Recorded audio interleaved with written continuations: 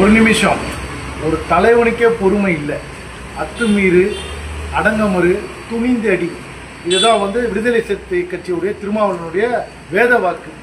ஒரு சிறுத்தை மேலே 10 வழக்காவது இருக்கணும்னு சொல்லி இளைஞர்களை தூண்டி விடுற ஒரு ஆள்.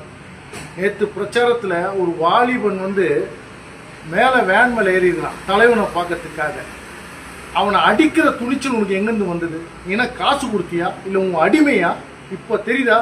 திரும்ப அவங்க சமுதாயத்துக்கே எதையும் பண்ணாத ஒரு ஆள் இன்னைக்கு சமுதாயத்தை சேர்ந்தவன நடு ரோட்டில் எப்படி அடிக்கிறான் பாருங்க. அவருக்கு உண்மையிலுமே கோபம் வந்தா திமுக 8 சீட்டு கொடுத்தாங்கல்ல, பல நாட்கள் போராட்டம் பண்ணீங்களே, அங்கே உங்கள் தைரியத்தை காட்டியிருக்கணும். காட்டலை. காட்டுமன்னார் கோயிலில் உங்களுக்கு கிடைச்ச சீட்டை காங்கிரஸுக்கு விற்றீங்கல்ல, அந்த இடத்துல காட்டியிருக்கணும். அங்கே நீங்கள் காட்டலை. வாரிசு அரசியல் சொன்ன நீங்கள் இன்னைக்கு உங்கள் தங்கச்சிக்கு சீட்டு கொடுத்தீங்கல்ல, அதற்கு உங்கள் தொண்டர்களுக்கு என்ன பதில்? வேங்கை வயலில் மலத்தை கலந்தாங்க இல்லையா, இது வரைக்கும் அவனை கண்டுபிடிக்க முடியல.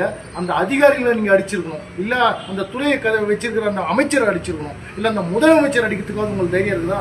ஆனால் உங்களுக்கு கிடைச்சது கேவலம் ஒரு அப்பாவி மாணவன். அவனை ஒரு அப்பாவி தொண்டனை நீங்கள் அடிப்பீங்க கை நீட்டி. அதாவது புள்ள பூச்சிங்களை அடிப்பீங்க, பெரியவங்க கிட்டலாம் போய் அடிமைப்பட்டு கிடைப்பீங்க.